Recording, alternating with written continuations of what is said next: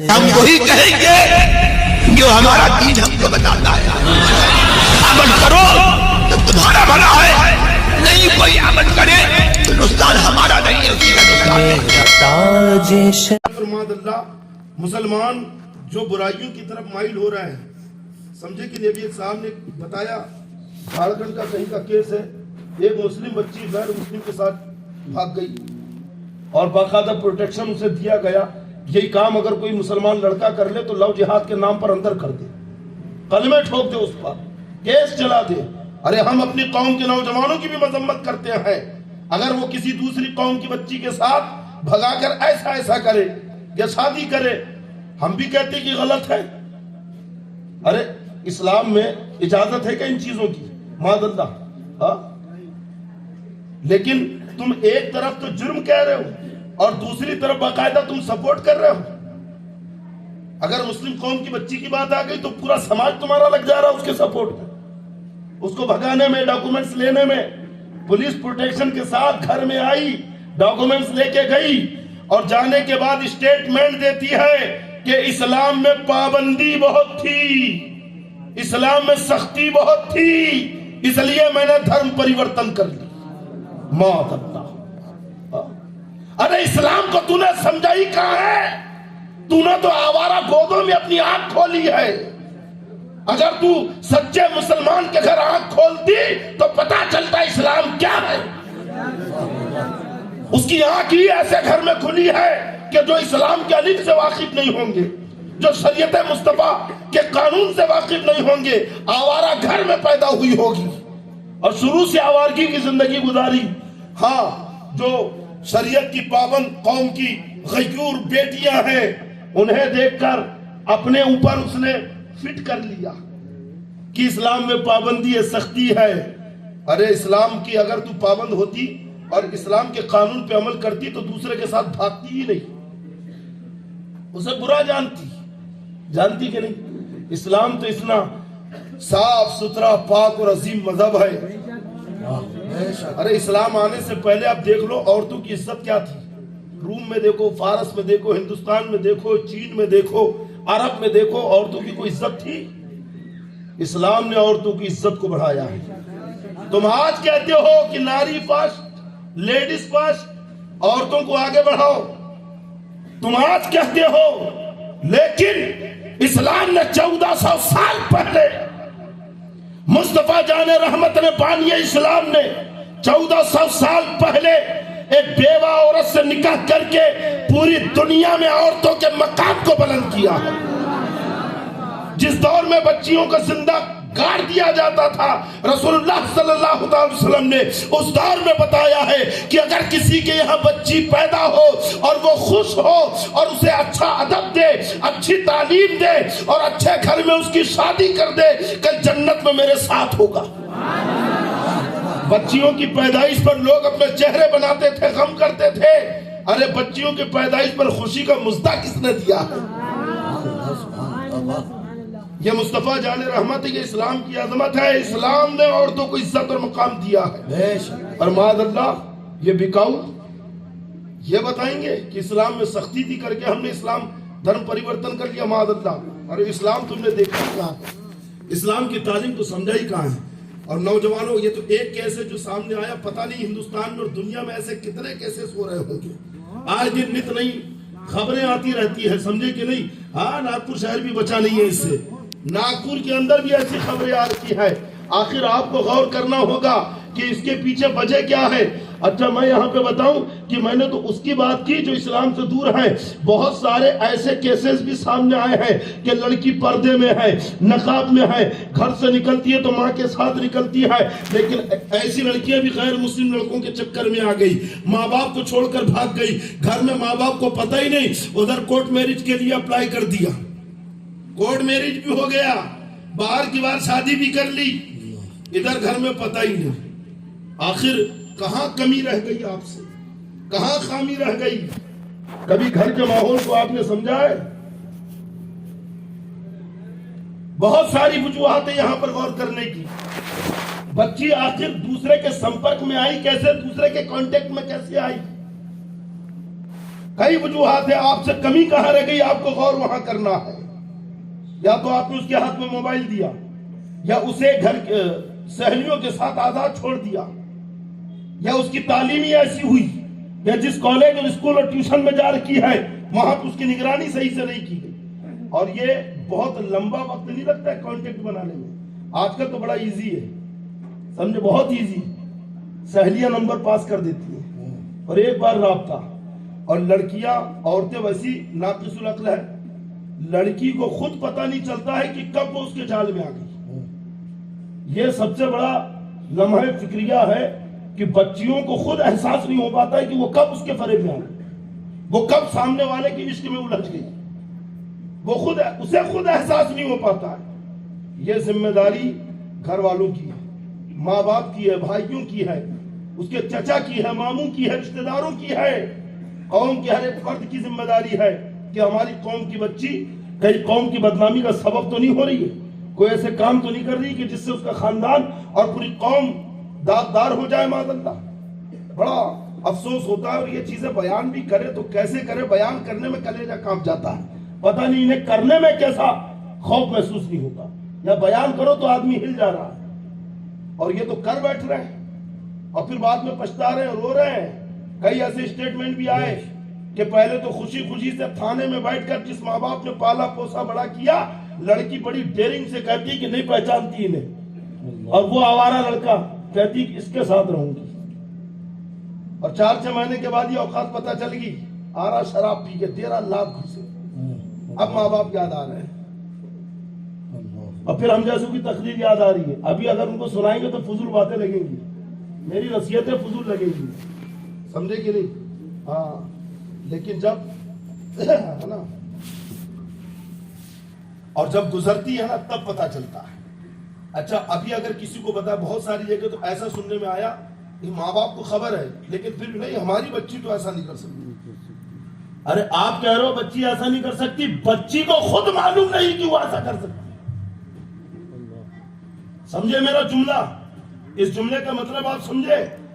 بچی کو خود پتا نہیں ہے کہ وہ ایسا کر سکتی ہے, کیونکہ لڑکیوں کو پتا ہی نہیں چلتا ہے کہ ان کے دل میں کب کس کی محبت آ گئی اور کب وہ اس کے جال میں پھنس گئی. جب پھنس جاتی ہے, الجھ جاتی ہے, تب ہوش آتا ہے, اور ایسا پھنستی ہے کہ نکلنے کے دروازے بند ہو جاتے ہیں. امام غزالی رضی اللہ تعالیٰ عنہ نے ایک جگہ لکھا ہے کہ بچیوں کو دریچوں پر مقام دے. دریچہ کھڑکی کو کہتے ہیں. اگر وہ کھڑکی پہ آئے گی تو کسی سے نگاہ 4 ہو جائے گی, اور نگاہ 4 ہوگی تو دروازے پہ آئے گی, اور جب دروازے پہ آئے گی تو اس سے باتیں ہونے لگے گی, اور اگر دروازے پہ بچی آ گئی تو تم سوچو پھر تمہاری عزت کا کیا ہوگا. یہاں تو بچیاں گھروں سے باہر نکل گئی. اچھا, ایک صاحب نے بھی بیٹھے ہوئے تھے ہمارے پاس میں, ڈسکس ہوا اس کے اوپر, اسی مسئلے پر ہے نا, بلکہ باقاعدہ انہوں نے فکر ظاہر کی. تو میں نے کہا بھائی ایک مشن آپ اس تعلق سے بنائیں جیسے غیر لوگ مشن چلا رہے ہیں کہ مسلمانوں کی لڑکیوں کو بھگا کے لاؤ, پیسہ دیں گے. باقاعدہ ان کے اسٹیٹمنٹ آ رہے ہیں. میں نے کہا پہلے ایسے لوگوں کے تعلق سے رپورٹ ڈالو جو ایسا اسٹیٹمنٹ دے رہے ہیں. بھائی اگر کوئی مسلم کسی قوم کی بچی کو اگر لا لے تو تم اس کے اوپر لو جہاد کا کیس لگا کر اندر کر دے رہے. تو جو ایسا اسٹیٹمنٹ دے رہے ہیں کہ مسلموں کی بچیوں کو بھگا کے لاؤ, ہم تمہیں 5 لاکھ روپے دیں گے, تو ایسوں پر بھی تو کیس ہونا چاہیے. ان کے خلاف رپورٹ ڈالو, کیس کرو. بولے حضرت کاروائی نہیں ہوتی. میں نے کہا نہ ہو, تمہاری FIR کی کاپی ہمارے پاس ہونی چاہیے, کاغذ ہمارے پاس ہونا چاہیے, پھر ہم لوگ دکھا کر بیان کریں گے, قوم کو بتائیں گے. باقاعدہ مشن ان کا چل رہا ہے کہ مسلم بچیوں کو کالجوں میں جاؤ, ان کے اسکولوں میں جاؤ, ٹیوشن میں جاؤ, شادی بیاہ جہاں ہو رہی ہے اور لے جاؤ تیار کر کے بے پردہ شادیوں میں. کئی جگہ ایسے کیس سننے میں آئے کہ لڑکیاں سچ صبر کر شادی میں جا رہی ہے, راستے میں کانٹیکٹ ہو گیا. سمجھ رہا ہے؟ میں نے پہلی بتا دیا کہ مہینہ 2 مہینہ, سال 2 سال نہیں لگتا ہے آج کل. منٹ 2 منٹ کے اندر کھیل ہو جا رہا ہے, 1-2 منٹ کے اندر کانٹیکٹ ہو جا رہا ہے, اور باتیں بڑھ جا رہی ہے. راتوں رات عشق ہو بھی رہا ہے, جوان بھی ہو جا رہا ہے. سمجھ رہے ہیں؟ اور تیسرے دن وہ پنچھی اڑ بھی جا رہا ہے, چڑیا کب پھر ہو رہی ہے پتہ ہی نہیں چل رہا ہے. ہم بھی کہیں نہ کہیں اس کے ذمہ دار ہیں. تو ایک صاحب نے اپنا بیان دیا, اپنی فکر ظاہر کی. حضرت ایک غلطی یہاں پہ یہ بھی ہے کہ قوم کی بچیاں پڑھ بہت رہی ہے، لڑکے نہیں پڑھ رہے. ہم نے کہا یہ تو بہت تکلیف کی بات ہے، پڑھنا لڑکوں کو چاہیے زیادہ، لیکن لڑکے الجھ کے رہ گئے عشق بازی میں، لڑکے پھنس کے رہ گئے. میں نے ایک سوشل میڈیا کے اوپر ایسی پڑھ لیا ہے نا کہ آج کل ہے نا جس حساب سے 9ویں اور 10ویں کے بچوں میں عشق و محبت ہو رہی ہے، 9ویں اور 10ویں کلاس کے بچوں میں آج جس حساب سے عشق و محبت کا کھیل چل رہا ہے، اس حساب سے تو پہلے کے لوگ صحیح تھے کہ جو بال وواہ کر دیتے تھے. سمجھے آپ؟ بال وواہ تاکہ بچے بگڑے نا. لیکن آج کیا ہو رہا ہے؟ بچے پب جی کھیلنے میں، موبائل چلانے میں، سوشل میڈیا میں، میسج بھیجنے میں، سیٹنگ کرنے میں لگے رہ گئے. 10ویں پڑھ کے فیل، 12ویں پڑھ کے فیل. لڑکیاں آگے نکل گئی. میں نے کہا لڑکیاں اگر پڑھ کے نکل بھی گئی تو ان کی پڑھائی نے کون سا ان کی چھوی کو باقی رکھا؟ اتنا پڑھنے کے بعد بھی تو جھاڑو لگانے والے کے ساتھ بھاگ رہی ہے، گو صاف کرنے والے کے ساتھ میں بھاگ رہی ہے. سمجھ رہے ہیں؟ تو اس کی پڑھائی نے کون سا کمال کر دیا؟ ارے ایسی پڑھائی سے تو اسے ان پڑھ رہنا بہتر تھا کہ اس کا ایمان محفوظ رہتا، اس کا ایمان بچ جاتا. پوری لسٹ دکھایا آج مجھے بڑا درد ہوا، تکلیف ہوئی دیکھ کر. پوری لسٹ کورٹ کے اندر میں، اور بتایا مجھے کہ رفیق صاحب اس دن آئے تھے نام خواہ، تو انہوں نے بتایا کہ 400 نام تو ان کے پاس میں، 400 لسٹ ان کے پاس میں نام. بتائیے ناگپور کی اتنی تیزی سے کون اس کے اوپر میں کام کرے گا؟ کون بولے گا؟ کیا ماں باپ کی ذمہ داری نہیں ہے؟ بڑا افسوس ہوتا ہے، بہت تکلیف ہوتی ہے اس کے اوپر میں. کیسے سمجھائے، کیا بتائے، کیا پیغام پہنچائے؟ یہ تو قیامت کی کھلی نشانی ہے. یہ لڑکیاں بھاگ کر مرتد ہو رہی ہے، ماں اسلام سے پھر رہی ہے. اور ایسے ایسے لوگ جن کے ہاتھ کا، انہی کی قوم کے لوگ پانی پینا پسند نہیں کرتے، معاذ اللہ ہے نا، ان کے ساتھ میں راہ فرار اور ان کے ساتھ میں بھاگ رہی ہے. اللہ تعالیٰ قوم کی بیٹیوں کو سمجھ دے اور ان کے ماں باپ کو زیادہ سمجھ دے، تاکہ اپنی بچیوں کی تربیت پرورش ایسی کرے تاکہ بچیاں ان کا ہے نا ان کے لیے عزت کا سبب اور سامان بنے. ایسا نہ ہو کہ ان کے لیے ذلت اور رسوائی کا سامان ہو. معاذ اللہ رب العالمین. یہ بہت اہم پیغام ہے نوجوانوں، اس پیغام کو اپنے سینے سے لگاؤ. تقوی اور پرہیزگاری اختیار کرو، بچی کے اندر دینی غیرت اور دینی حمیت پیدا کرو. اور اگر بچیوں کو ان تمام چیزوں سے بچانا ہے تو ان کے دلوں میں عشق رسول پیدا کرو. عشق رسول ہے، بس اسی بنیاد پر بچیاں بچ سکتی ہے. نہ انہیں ان کا علم بچا سکتا ہے، نہ انہیں ان کی پردہ داری بچا سکتی ہے. پردہ نشینی انہیں محفوظ نہیں، کیونکہ تم ہاتھ میں موبائل دے رہے ہو، کہاں سے بچے گی؟ اگر انہیں کوئی بچا سکتا ہے تو وہ مصطفیٰ جان رحمت کی سچی محبت ہے، وہ نبی کا عشق ہے. اگر نبی کا عشق دل میں آ گیا، نبی کی محبت آ گئی، نبی کے عشق کا جام پی لیا تو بچیاں آپ کی محفوظ ہو جائیں گی. کل اگر کوئی آوارہ غیر مسلم لڑکیوں کو بہکانا چاہے گا تو یہ لڑکیاں اس کے منہ پہ تھوکے گی بھی نہیں اور صاف کہے گی کہ نہیں، اگر تیرے ساتھ آؤں گی تو میرے مصطفیٰ ناراض ہو جائے گا، تیرے ساتھ آؤں گی تو نبی کی شفاعت سے محروم ہو جاؤں گی، تیرے ساتھ اگر آ گئی تو پھر مرنے کے بعد اپنے آقا کو چہرہ کیسا دکھاؤں گی. اللہ کا خوف اور نبی کا عشق، یہ دو چیزیں ہیں جس سے آپ کے بچے محفوظ رہ سکتے ہیں. اس لیے بچوں کے دلوں میں بچپن سے نبی کا عشق پیدا کرو. نبی کی محبت، صحابہ کرام کے واقعے بتاؤ، بزرگوں کے واقعے بتاؤ، امہات المومنین کے واقعے بتاؤ. وہ اسلام کی پاک سیرت عورتیں جن کے تذکرے کتابوں کے اندر موجود ہیں، وہ انہیں بتاؤ کہ اسلام میں ایسی نیک باز پاک خاتونیں بھی گزری ہیں کہ جنہوں نے ایسی پارسائی کے ساتھ اپنی زندگی گزاری، تاکہ بچیاں ان کی سیرت اختیار کریں، ان کی نگاہوں میں شرم و حیا رہے اور ان کے خیالات پاکیزہ رہے اور کسی اور کا خیال ان کے دماغ میں نہ آنے پائے. سمجھ گئے؟ ورنہ اتنی خطرناک طریقے سے برین واشنگ ہو رہی ہے. آپ ارے ماں باپ سے زیادہ اس کے لیے ہمدرد کون ہوگا؟ جو اپنے ماں باپ کو ٹھکرا دے تو بتاؤ وہ کسی اور کی بات سن سکتی ہے؟ صاحب ماں باپ کو پہچاننے سے انکار. ماں باپ سے کہہ رہی ہے کہ میں اسی کے ساتھ رہوں گی. کیسی برین واشنگ ہوئی؟ کیا اس کے دماغ میں ڈالا گیا؟ کیا اس کے دماغ میں اتارا گیا ہے نا؟ کہیں نہ کہیں ماں باپ کی تربیت میں کمی رہ گئی کہ اس کی چند دنوں کی محبت تمہاری تربیت اور محبت پہ غالب آ گئی۔ اگر تم اسے اسلام سے جوڑ کے رکھتے، اسلام کی پاک مقدس خواتین کا تذکرہ اگر بتاتے، حضرت سیدہ فاطمہ الزہرا کی سیرت بچی کو بتاتے، یقیناً فاطمہ الزہرا کے طفیل بچیاں محفوظ ہو جاتی، ہوتی کہ نہیں؟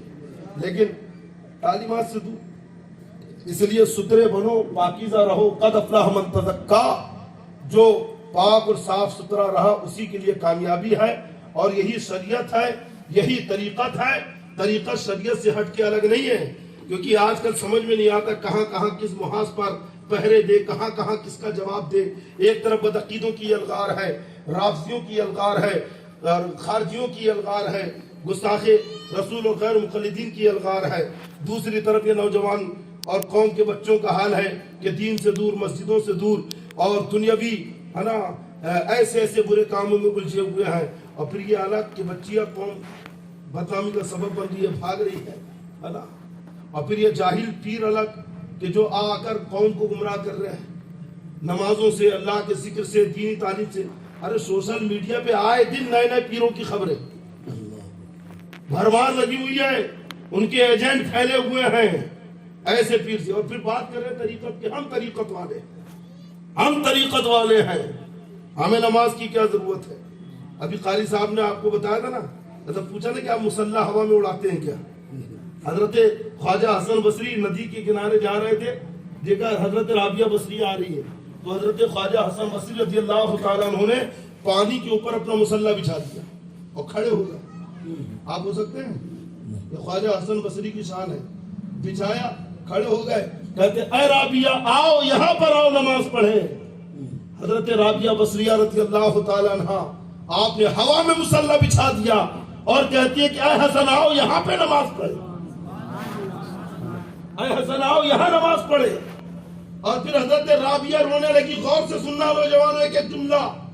حضرت رابعہ بصریہ جو صاحب کرامت ہے، جو متقیہ بھی ہے، پرہیزگار بھی ہے، جن کے تقوی اور پرہیزگاری کا عالم اور جن کی عظمت اور شان کا عالم یہ ہے کہ حضرت خواجہ حسن بصری رضی اللہ تعالیٰ عنہ جب ممبر کے اوپر بیان کے لیے بیٹھتے، ہزاروں کا مجمع ہوتا، آپ خاموش رہتے، لوگ کہتے کہ حضرت تقریر کیوں نہیں کرتے ہیں؟ تو کہا رابعہ کو تو آنے دو۔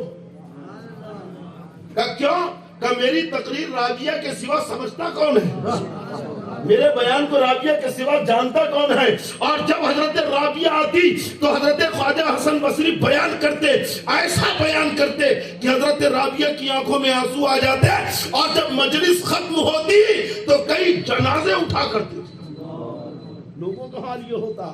بتاؤ، جن کے بارے میں یہ گمان کہ تم کہاں سمجھتے ہو، تو نہ سمجھ کر اتنا سمجھ لیا کہ جان دے دی۔ اور حضرت رابعہ نے پورا بیان سن لیا، صرف آنسو نکلے۔ سوچو کس مقام پر فائز ہوں گی حضرت رابعہ۔ وہ کہتی ہے کہ اے حسن، تم نے پانی پہ مصلی بچھایا، پانی پہ چلے، اس میں کمال کیا ہے؟ مچھلیاں پانی کے اندر چلتی ہیں، اور میں ہوا میں اڑ جاؤں تو اس میں کمال کیا ہے؟ مکھیاں بھی ہوا میں اڑنے لگتی ہیں۔ تو گویا رابعہ سمجھا رکھی ہے کہ پانی پہ چلنا کمال کی ہے، ہوا میں اڑنا کمال کی ہے، ایک قدم میں مشرق و مغرب کو پار کر لینا کمال کی ہے۔ کمال تو یہ ہے کہ بندہ شریعت کا پابند ہو جائے، کمال یہ ہے کہ بندہ اللہ کا فرما بردار ہو جائے، کمال یہ ہے کہ بندہ رسول اللہ کی سنت پر عمل کرنے والا ہو جائے۔ سبحان اللہ، سبحان اللہ۔ نعرہ تکبیر، نعرہ رسالت، جشن غوث الورا، پیغام اسلام۔ سبع سنابل شریف میں حضرت میر عبد الواحد بلگرام